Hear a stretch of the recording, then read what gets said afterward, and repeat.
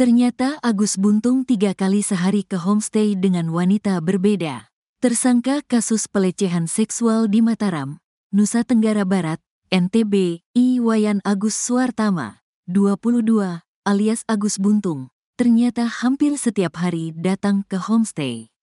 Bahkan dalam sehari, Agus Buntung bisa 3 kali datang ke homestay dengan membawa wanita yang berbeda. Hal itu terungkap saat rekonstruksi kasus pelecehan versi Agus Buntung, Rabu, tanggal 11 Desember tahun 2024. Pada rekonstruksi itu, Agus Buntung memeragakan 49 adegan di 3 lokasi, yakni Taman Udayana, Islamic Center, dan Nangs Homestay. Agus Buntung menuju ke homestay sambil dibonceng oleh korban. Kemudian ada adegan korban memberikan uang registrasi ke pegawai homestay. Agus bilang, "Langsung bayar, gitu?" tanya penyidik. "Iya," kata Agus Buntung mengangguk. Kemudian ia pun membenarkan bahwa perintah itu sudah disampaikan ke korban sejak berputar-putar di jalan. Lalu setibanya di homestay, kata Agus Buntung, korban tanpa diperintah sudah langsung memberikan uang ke penjaga. Dia langsung bayar sendiri. Karena di jalan, Agus sudah ngomong, katanya lagi. Kemudian ada adegan korban yang diperankan oleh petugas, sedang memberikan uang ke penjaga homestay. Penjaga homestay pun membenarkan kalau saat itu, korban yang membayar kepadanya. Yang bayar cewek, kadang dia yang bayar, jawabnya. Menurut dia, saat memesan kamar, Agus Buntung selalu memilih kamar nomor 6 yang posisinya berada di pojok. Enggak pernah pindah posisi di pojok, katanya lagi. Ia pun mengatakan kalau dirinya sudah sering melihat Agus datang dengan membawa banyak wanita berbeda. Sudah sekitar 4-6 kali ke sini, dengan wanita berbeda dalam 1 minggu, jelas dia. Senada, pengelola homestay, Sinta Agustina membenarkan Agus Buntung sering datang ke homestay-nya. Si Agus memang sering datang ke sini orangnya, hampir setiap hari, katanya. Kalau langganan sih enggak, dia di banyak tempat, gak cuma di sini aja. Cuma pas kejadian dia kan di sini, tambah Sinta. Sinta pun mengaku kerap melihat ada yang janggal dengan wanita yang setiap kali dibawa oleh Agus Buntung. Namun ia mengaku tidak tahu kenapa wanita itu menangis, sebab tidak mendengar adanya suara teriakan dari dalam kamar. Sinta pun membantah adanya tudingan yang mengatakan kalau dirinya bekerja sama dengan Agus Buntung. Sinta juga mengatakan kalau Agus Buntung bisa sehari 3 kali datang ke homestay itu. Saat ditanya siapa yang membayar, kata Sinta, biasanya korban yang menyerahkan uang kepada penjaga. Sementara itu, korban lain, Bunga, mengaku tidak berani teriak karena diancam akan dinikahkan dengan Agus.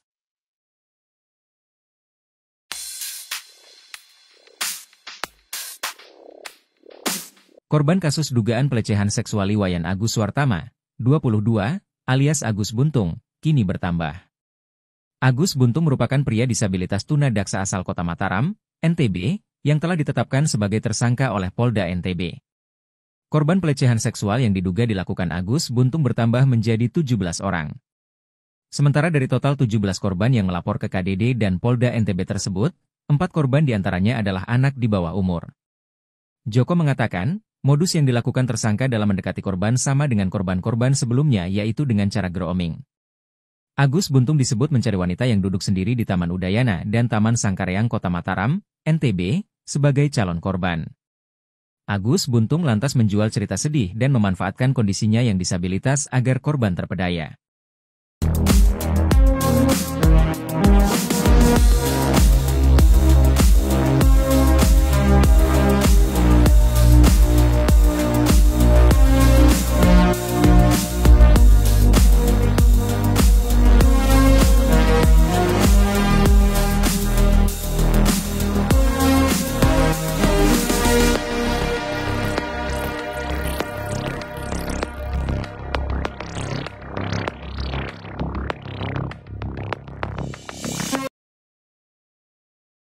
Tersangka kasus pelecehan seksual di Mataram, NTB, Iwayan Agus Suartama alias Agus Buntung, ternyata hampir setiap hari datang ke homestay. Bahkan dalam sehari, Agus Buntung bisa 3 kali datang ke homestay dengan membawa wanita yang berbeda. Hal itu terungkap saat rekonstruksi kasus pelecehan versi Agus Buntung, Rabu, 11 Desember 2024. Senada, pengelola homestay, Sinta Agustina membenarkan Agus Buntung sering datang ke homestay-nya. Si Agus memang sering datang ke sini orangnya, hampir setiap hari, katanya. Kalau langganan sih nggak, dia di banyak tempat, nggak cuma di sini aja. Cuma pas kejadian dia kan di sini, tambah Sinta. Sinta pun mengaku kerap melihat ada yang janggal dengan wanita yang setiap kali dibawa oleh Agus Buntung. Emang ada yang janggal, kemarin ada yang nangis, yang saya lihat ada pakai alma mater biru sama kayak dia. Saya duduk di sana, itu nangis pas keluar dari kamar, katanya. Namun ia mengaku tidak tahu kenapa wanita itu menangis, sebab tidak mendengar adanya suara teriakan dari dalam kamar. Seandainya mereka teriak di dalam, saya bisa minta tolongkan. Tapi tidak ada yang berteriak, ada yang lari, gitu aja yang saya lihat, itu turnya. Sinta pun membantah adanya tudingan yang mengatakan kalau dirinya bekerja sama dengan Agus Buntung. Dengan mencuatnya kasus ini saya juga tidak tahu pribadi dia, karena dia sudah cukup umur. Kedua, kalau anggaplah di aplikasi, PSK berhijab juga banyak ya, gak mesti harus seksi, kata Sinta lagi.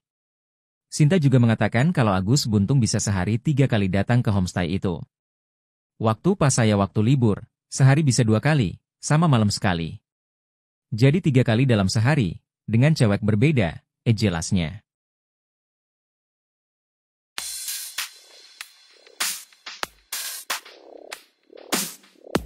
Terbongkar sosok komplotan yang diduga membantu Agus Buntung melancarkan aksi bejatnya yakni melecehkan 15 korban.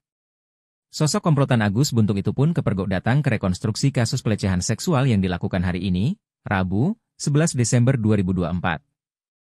Sosok komplotan yang dimaksud adalah ibu kandung Agus Buntung, I Gusti Ayu Aripatni, belakangan ibunda Agus dituding turut bantu tindak kejahatan sang putra. Ternyata hampir 15 korban mengaku mereka sempat berbicara dengan ibunda Agus saat aksi pelecehan berlangsung. Berdasarkan cerita salah satu korban, ia mengaku sempat diiming-imingi akan diberikan emas 1 kilogram oleh Agus jika mau turuti nafsunya.